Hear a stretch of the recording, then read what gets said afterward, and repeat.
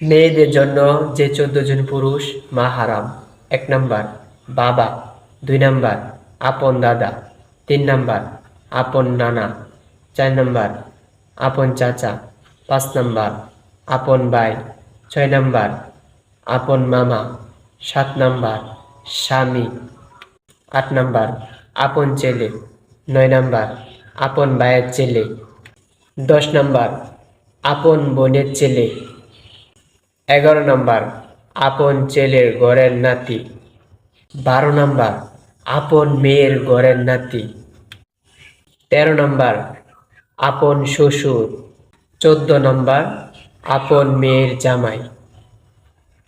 আর বাকি যত পুরুষ আছে মেয়েরা তাদের সামনে যাওয়া হারাম। প্লিজ ভিডিওটা শেয়ার করে দিবেন। আপনার একটা শেয়ারের মাধ্যমে কত মানুষ জানতে পারবে এবং শিখতে পারবে। আসসালামু আলাইকুম।